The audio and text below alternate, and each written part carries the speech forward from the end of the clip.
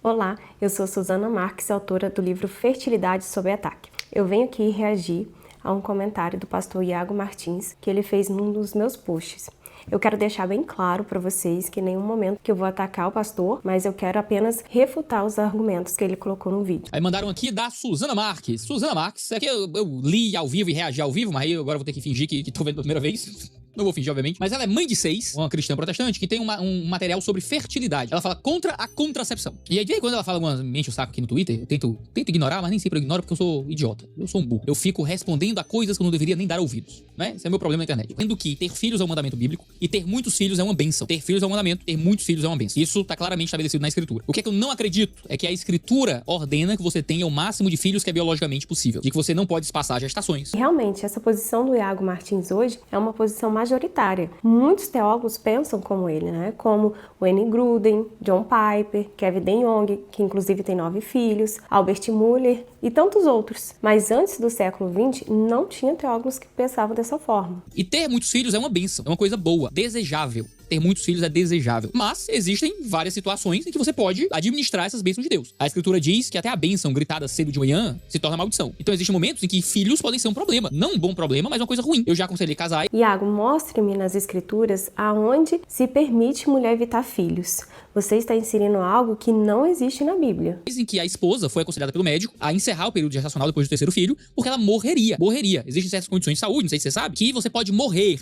Assim, não é que você pode morrer, é que você vai morrer se você tiver um outro parto. Tem pelo menos 2 colegas minhas que encerraram seu período gestacional depois de 3 ou 4 filhos, simplesmente porque morreriam na próxima gravidez. Morreria ela e morreria a criança. Na leitura de algumas pessoas, o que parece a leitura da Suzana aqui, você está desobedecendo a Deus quando você escolhe deixar de ter filhos, quando você vai dar cabo da própria existência sua e do próximo filho, vai morrer você e o filho, quando você decide não ter filhos. Não é nesse sentido, porque você tem que ter filho, não pode nunca não ter filho, não pode ter nenhum método contraceptivo, aí acabou. Aí você tem que morrer, é isso, você tem que morrer, você e seu menino. Eu vou aqui, por exemplo, falar da minha área. Eu sou enfermeira, né? Então, são raríssimos os casos. Nenhum profissional da saúde pode dar uma sentença de morte para um paciente. Nenhum profissional de saúde pode fazer isso. Determinar se aquela situação realmente o paciente vai morrer. Em que a mulher engravidar, ela morrerá. Isso é muito raro. O grau de incerteza, principalmente na obstetrícia, é muito alto para você dar uma sentença de morte. O que o médico pode fazer é orientar, por exemplo, a paciente sobre os riscos mais elevados, se ela engravidar novamente, mas jamais emitir uma sentença de morte. Uma decisão de gravidez, de gestação ou não, depende do casal. E mesmo nos casos em que a mulher corre um risco iminente de vida, o correto não é a contracepção, mas sim a abstinência sexual. E sabe por quê? Porque nenhum método contraceptivo é 100% confiável, é 100% eficaz. Apenas a abstinência sexual é 100% confiável. Agora vamos imaginar uma mulher que realmente ela engravidar, ela vai morrer. E aí, a partir dessa situação, ela começa a usar uma pílula contraceptiva. E vamos colocar que essa pílula tem uma falha aí de pelo menos 1%. E acontece dessa pílula falhar. E essa mulher engravida. E aqui eu quero fazer uma observação. Uma pequena observação. Isso não é raro de acontecer. Engravidar utilizando pílula. Eu, por exemplo, sou um testemunho disso. O meu primeiro filho eu engravidei fazendo uso de contraceptivo. Graças a Deus por isso, mas naquela época eu tinha os meus olhos fechados. E aí, como eu disse, supondo que essa pílula teve uma falha na situação dessa mulher e ela engravidou. E aí, nesse caso, Iago, o aborto então vai ser viável? Seria então o caminho a ser tomado? Ela praticar o aborto? Já que a vida da mulher, a vida da mãe é um bem supremo, é maior? Vamos ver agora um caso aqui na Bíblia, Por exemplo, Raquel. Se Raquel soubesse que ia morrer no parto, então, pela sua ótica, Iago, ela poderia fazer contracepção? E aí não teria Benjamim? E assim não existiria uma tribo de Israel? Não existiria, consequentemente, a rainha Esther? E, consequentemente, o apóstolo Paulo? Porque a vida de Raquel é um bem supremo, seria maior do que todas as outras? A vida cristã é uma vida de riscos e nós podemos morrer. Inclusive, morrer para que os nossos filhos possam viver. Você que é pai e mãe e está assistindo esse vídeo, por exemplo, você não daria a sua vida pelo seu filho? Agora, extrema pobreza, fome. Mas eu vou dizer que alguém que é população de rua, alguém que tá em risco de ser população de rua, em risco de passar fome, alguém que tá numa situação de pobreza extrema, de que essa pessoa não deveria, de forma alguma, espaçar gestações ou evitar gestações, cara, isso não é só desumano, isso é meio burro, sabe? É meio bocó. É meio bocó, cara. É desumano e meio bocó, sabe? Observe uma coisa interessante e eu vou te mostrar como que as mulheres do passado eram mais fortes que a nossa geração hoje de mulheres. Olha só o que diz o historiador Alan Carlson.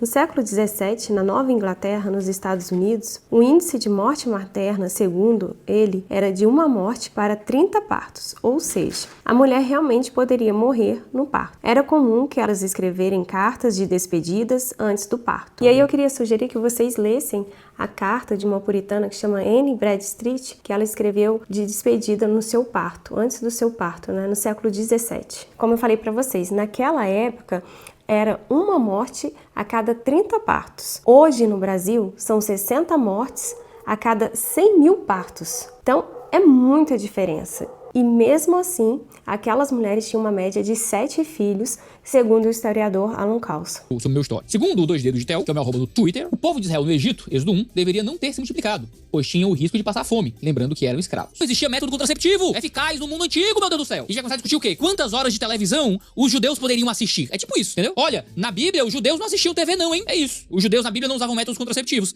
Eles também não iam pra escola, eles também não jogavam futebol, eles também não dormiam num colchão da Ortobon, entendeu? Quando eles ficavam ruim da vista, eles não tinham óculos pra usar. Eles não usavam Twitter. Vamos perguntar aqui, eu acho que Suzana está errada, porque os judeus bíblicos não estavam usando o Twitter. Claro, não existia método contraceptivo eficaz naquela época. Era coito interrompido ou nada. Não tem outros métodos contraceptivos. E aqui, Iago, você comete um grande erro, porque naquela época existia sim métodos contraceptivos bastante eficazes. Claro que não tão eficazes como os de hoje. Agora eu vou ler um trechinho aqui do meu livro para você que refuta claramente o que você disse. A história é repleta de vários métodos de controle de natalidade. Kathleen O'Grady escreveu sobre hieróglifos egípcios que descrevem um tampão que era usado para a contracepção por volta de 1550 a.C.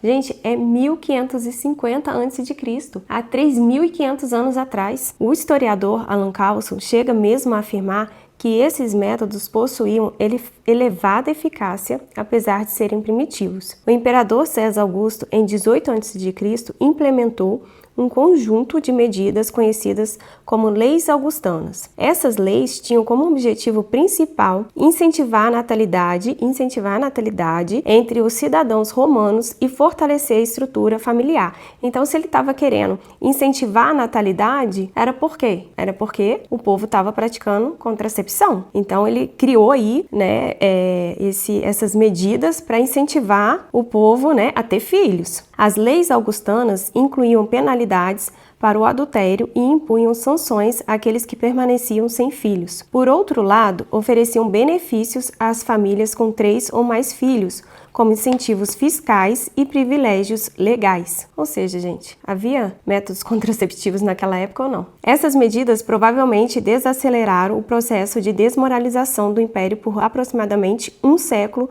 antes que as antigas tendências de declínio demográfico retornassem. Agora me diga, por que 18 a.C.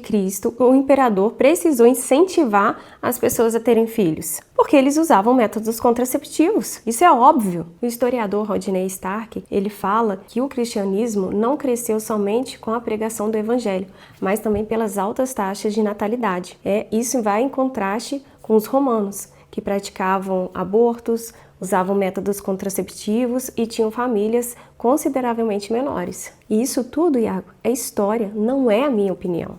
E não existe nenhum texto na escritura que fale contra método contraceptivo. Nada. Existia coito interrompido naquela época. Por que a escritura não fala nada contra o coito interrompido? O único texto que fala sobre isso, que é o caso de Onã, critica Onã não por ter praticado o coito interrompido, mas por ter casado com a viúva do irmão e não ter dado filhos para a viúva do irmão. O único motivo pelo qual ele casava era para isso. Ele só queria o quê? Transar com a viúva do irmão. Não queria cumprir com suas obrigações. Foi punido por Deus. O texto em nenhum momento fala sobre algo relacionado ao método contraceptivo em si. E em nenhum momento da escritura, de forma geral, você vai ter nada sobre método contraceptivo. Então como é que eu posso inventar um pecado que não tá na Bíblia? Não tem Bom, ao contrário do que você diz, a escritura fala muito sobre controle de natalidade. O único caso na escritura que teve controle de natalidade foi punido pela morte, que é Onã. Ele queria o sexo apenas por prazer e não com responsabilidade, e não para procriação, Assim como hoje. Você usa método contraceptivo e você quer o sexo apenas para satisfazer o seu prazer. Não faz sentido dizer que Onã foi morto por não querer gerar descendência ao seu irmão, porque esse tipo de pecado era punido com humilhação pública e não a morte, como está em Deuteronômio 25. Eu falo extensamente sobre isso, um vídeo aqui no YouTube e também no meu livro. Essa interpretação do Iago foi criada por teólogos liberais do século XX. Não existe nenhum teólogo antes do século XX que tinha essa interpretação. E aí vocês escolham qual lado vocês estão. Tem mais aqui. Segundo Iago, o povo de Israel deveria desobedecer a Deus no exílio. Jeremias 29. Pois estavam desabrigados, eram exilados em um país estranho. Aqui é mais doido ainda, tá? Porque Jeremias 29 vai sim dizer pro povo ter filhos, se multiplicar na Babilônia. Aí o mesmo texto diz que o povo deveria construir casas e plantar pomares. Tá no texto de Jeremias 29, poxa. Como é que eles viviam com desabrigo ou com fome se eles estavam construindo casas e plantando pomares por eles próprios? Eles não eram escravos na Babilônia. Eles eram exilados na Babilônia. Eles não estavam na terra deles, mas eles tinham acesso à terra. Então eles não estavam desobedecendo a Deus. Então Deus não estava simplesmente dizendo pra eles terem filhos, o máximo de filhos que é biologicamente possível, não custe, estão dormindo na rua, estão passando, sabe? Não é... Já em relação ao exílio da Babilônia, como Iago tenta passar como um período de pomares e belas casas, ao contrário disso, foi um dos períodos mais sombrios do povo de Israel. O rei Nabucodonosor mata os filhos do rei Zedequias na frente dele e depois fura os seus olhos para que a última coisa que ele visse na vida eram os filhos morrendo. E o povo foi levado escravo, cativo à Babilônia. E ainda assim, Deus ordena que eles tenham filhos. E agora eu quero falar com você que está assistindo esse vídeo. Não te chama atenção quando você olha para as escrituras e vê quando Deus está multiplicando o seu povo em um momento de angústia, momento de escravidão, momento de dor, de sofrimento, de perseguição, não é em um momento de bonança, momento de prosperidade. Então isso precisa levar a gente a refletir sobre isso. Mas, tá? Pegar um povo nômade do mundo antigo e comparar com a situação de desabrigo do mundo moderno é muito diferente, poxa. Uma coisa é você fazer parte de uma comunidade nômade no mundo antigo. Outra coisa é você ser um errante no mundo presente. São duas realidades culturais, sociais, econômicas completamente diferentes. Uma pessoa que é um eremita, uma população de rua, desabrigada, dentro do contexto moderno, e alguém que faz parte de uma grande comunidade nômade do mundo antigo, não é a mesma coisa. Pra simplesmente pegar uma coisa pegar a realidade de um cenário e jogar para outro cenário como se fosse a mesma coisa. As mulheres pobres de hoje têm infinitamente mais do que reis, rainhas da Idade Média. Por exemplo, hoje a gente tem luz elétrica. A minha avó teve 7 filhos e não tinha luz elétrica. Inclusive, são os filhos hoje que cuidam dela. Não tinha geladeira, era fogão a lenha.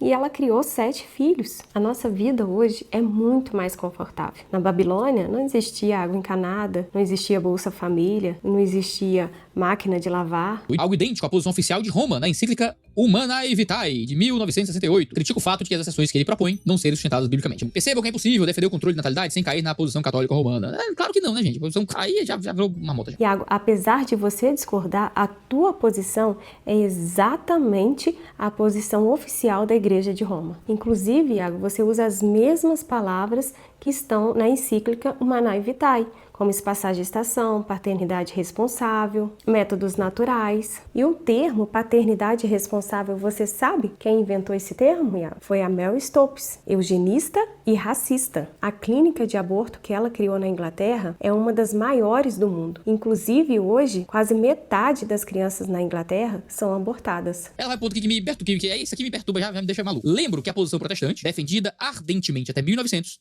era de que qualquer método de controle de natalidade, por qualquer motivo, era imoral. Aí, ela virou católico romana. Ela diz que a gente não tem como defender controle de natalidade sem virar católico romano. Aí ela vai e traz o argumento que é católico romano, que é o quê? A igreja cria assim, sempre criou assim. Querida, eu faço parte de um movimento que crê nisso aqui, ó. Aqui, ó. Minha consciência cativa aqui. Tem que mostrar aqui, onde método contraceptivo é pecado. Tem que mostrar aqui onde nós temos que ter todos os filhos que é biologicamente possível. Onde passar gestações é pecado. Tem que me mostrar.